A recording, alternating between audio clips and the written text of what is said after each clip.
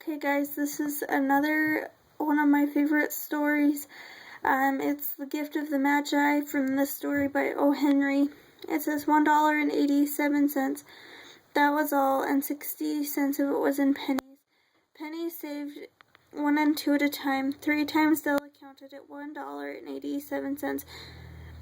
And the next day would be Christmas. There was clearly nothing due but to flop down on the shabby little couch and howl. So Della did. When Della finished her cry, she attended to her cheeks with a powder puff. She stood by the window and looked out dolefully. Tomorrow would be Christmas Day, and she had $1.87 to buy a present for Jim, her Jim. Many a happy hour she'd spent planning something nice for him. Something fine and rare and sterling, something just a bit near to being worthy to honor of being owned by Jim. Suddenly she whirled from the window and stood before the looking glass. Rapidly she pulled down her hair and let it fall to its length. Now there were 2 possessions of the James Dillington Youngs which they both took a mighty pride. One was Jim's gold watch that had been his father's and grandfather's. The other was Della's hair. Now Della's beautiful hair fell about her, rippling and shining like a cascade of brown waters. She did it up again nervously and quickly. Once she faltered for a minute and stood while a tear or two splashed on the worn red carpet.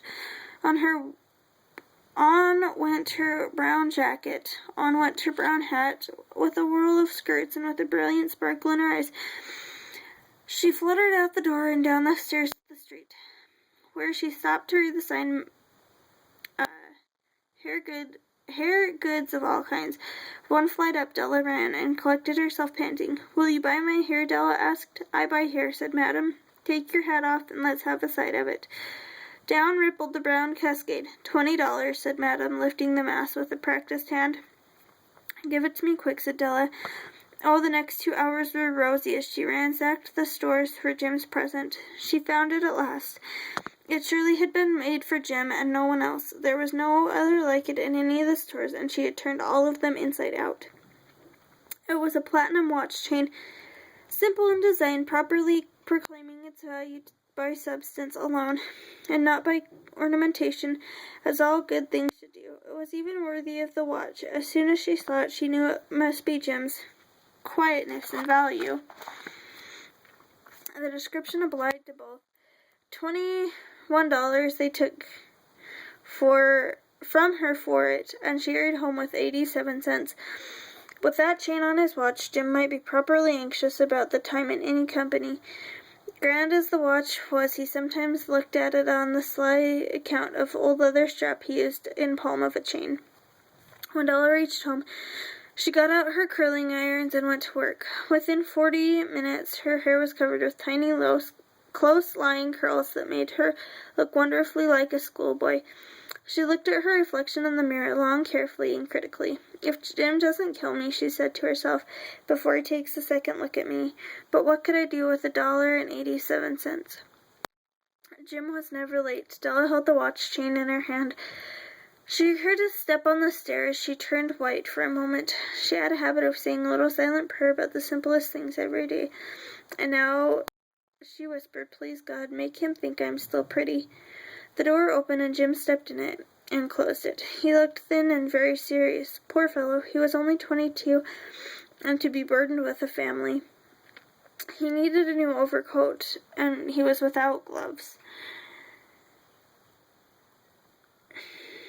Jim's eyes were fixed on Della, and there was an expression in them she could not read. It was not anger, not surprise, not disapproval, not horror, not any of the sentiments she had prepared for. He simply stared at her. "Jim, darling," she cried, "don't look at me that way. I had my hair cut off and sold it because I couldn't have lived through Christmas without giving you a present.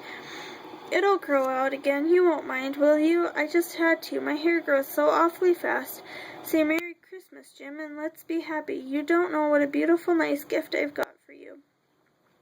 "You've cut off your hair?" asked Jim, as if he'd not arrived at that fact yet. "Cut it off and sold it," said Della. "Don't you like me just as well, anyhow? I'm me without my hair, aren't I?" Jim looked at the room curiously. You say your hair's gone. You don't need to look for it, said Della. It's gone and sold, I tell you. Be good to me, for it went well. It went for you. Out of his trance, Jim seemed to quickly awake. He enfolded Della in his arms. Jim then drew a package from his overcoat pocket and threw it upon the table. Don't make any mistake, Dell, he said, about me. I don't think there's anything in the way of a haircut or a shave or a shampoo that could make me like my girl any less. But if you'll unwrap the package, you see why you had me going a while at first. White fingers tore at the stringing paper, and then an ecstatic stream of joy, and then, alas, a quick feminine change to tears and wails, necessitating all of Jim's comforting powers, for there lay the combs. The set of combs Della had wanted for so long, beautiful combs, pure tortoiseshell with jeweled rims, was just the shade to wear in the beautiful vanished hair. They were expensive combs, she knew, and her heart had yearned for them without the least hope of possession, and now they were hers, but the hair was gone. She hugged them to her, and at length was able to look up with a smile and say, My hair grows so fast, Jim. Then Della leaped and cried, Oh, oh. Jim had not yet seen his beautiful present. She held it out to him eagerly upon her open palm. The precious metal seemed to flash with a reflection of her own bright spirit. Isn't it dandy, Jim? I hunted all over town to find it. You'll have to look at the time 100 times a day now. Give me your watch. I want to see how it looks. Instead of obeying, Jim tumbled down on the couch and put his hands under the back of his head and smiled. Dell, he said, let's put your Christmas presents and keep 'em a while. They're too nice just to use now. I sold the watch to get the money to buy your combs. And now you suppose you put dinner on? $8 a week or $1 million a year. What's the difference? The Magi, as you know, were wise men who brought gifts to the babe in the manger. They invented the art of giving Christmas presents. Being wise, their gifts were no doubt wise ones, possibly bearing the privilege of exchange in case of duplication. And here I have lamely related to you of the uneventful chronicle of two foolish children who must unwisely sacrifice for each other the greatest treasures of their house. But in a last word to the wise of these days, it is said that all who give gifts, these two are the wisest. Of all who give and receive gifts, such are they as the wisest. Everywhere they are the wisest. They are the Magi.